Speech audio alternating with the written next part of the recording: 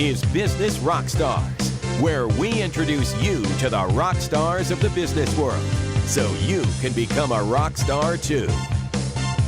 I love when somebody comes in and says, just ask me anything, because that means they've been so prepared over the last so many years of their career, they're ready for everything. Does that make sense? Just say yes, Anthony. Yes.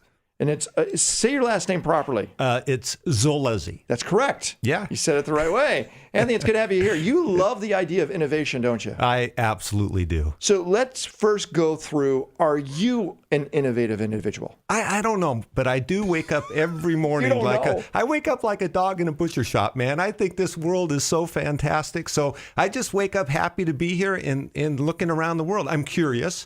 The only reason we say this is if it was 100 years ago, plumbing wasn't that good. You like it now because of plumbing. Oh, I don't know about that. No, I think plumbing's good. But when you look at innovation in the world today, we see this term called exponential growth, where everything is not just doubling, it's transitioning us, from, let's just think about real quick, the taxi cab industry over the last 120 years. And now Uber comes by and that entire infrastructure is almost about to be destroyed. Absolutely. Or enhanced, depending on how you look at it. The people that work in the industry think it's going to be destroyed. The people that use the industry, they're so dissatisfied, like you and I, we believe it's going to be enhanced, right? Yeah, and I think when you bring the digital age to these legacy assets, you're raising the bar. You're making it a better place. You are. And I can give you, that's why it's so exciting right now, because you've got these old legacy assets sitting there in these 100-year-old companies or 150-year-old companies just waiting to be disrupted. I don't care. We could even get into the plumbing. I could probably get our innovation group in the whole plumbing industry and really wonder, why do we pump water into a toilet and it's wasted then, right? Waste it and send it back out and then clean it, spend 24 hours in a $1 billion worth of assets to clean it? I'd say, why do we even have that? All right, so I actually touched upon a topic you apparently know. No, it's just innovation in general. You could say any legacy asset, anything that we were doing 100 years ago should be done differently today. I don't care what it is. Why does a trash truck continue to circle in the neighborhood, whether you have trash in your bin or not? We have sensors for that. What a great idea. I didn't think about it. There's a business right there. Yeah, why aren't we using entirely closed loops? So I want to make sure, are you somebody that sees where the changes of the future should go? Or are you somebody that looks at where we're at saying it needs to change? Does that make sense? Yeah, I'm neither, and I'll tell you why. Because what I like to do is get eclectic groups. We have a group of us that meets every day at 9:30. I was out on the curb talking with them. And what's your group? It's a group of people, Mark, Paul, Jeff, Bill, and we talk every day. And then we'll bring other people in. We'll bring a rapper in. We have a rapper on our team just because he looks at the world differently. We try and get all ages. We're in New York. We're in Dallas. We're Houston. When you say we this group that meets every day. Function is to do what? Observe what's going on in the world and innovate. What are you innovating? Right now? Yeah. We're trying to democratize how people look at health and wellness. Why should organic food be 30% higher?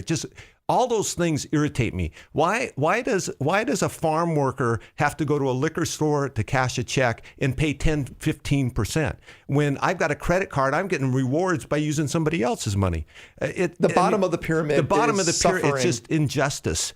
And so, our group right now is looking at how do we really innovate? We just did this whole innovation with Wild Oats Organic in Walmart.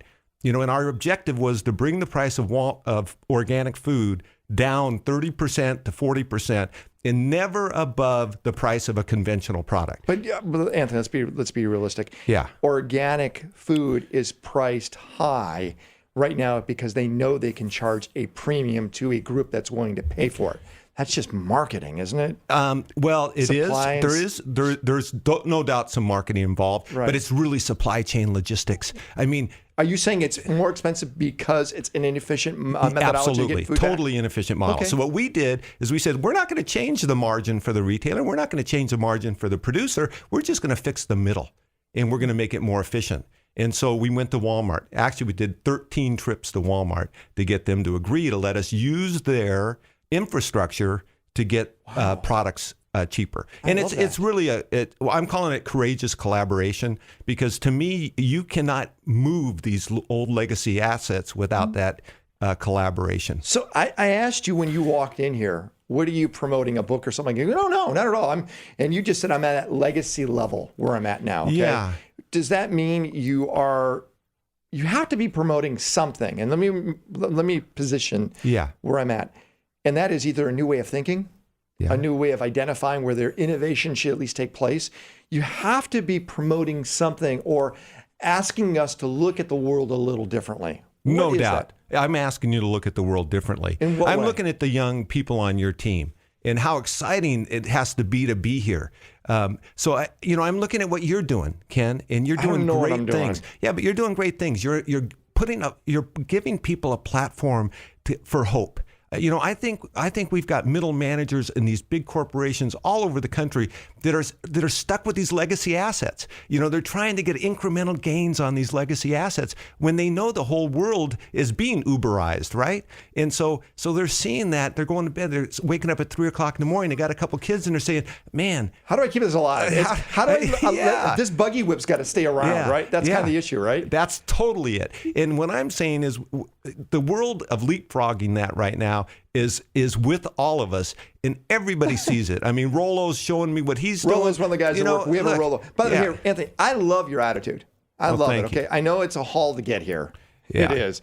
But we're going to have you here a little longer on time. If people want to find out more about you, where do they go? Well, AnthonyZolezzi.com. That's where they go. Yeah. Or go to our website. We have a link right to you so people can find out more. Yeah, I mean, I always wanted to be a rock star, so this is kind of cool, man. I think you've already done that. When we come back, we'll find out exactly the businesses that are thinking more like Steve Jobs. And later on, it's mentoring. I'm Ken Rakowski, connecting you to everything entrepreneur right here on Business Rockstars.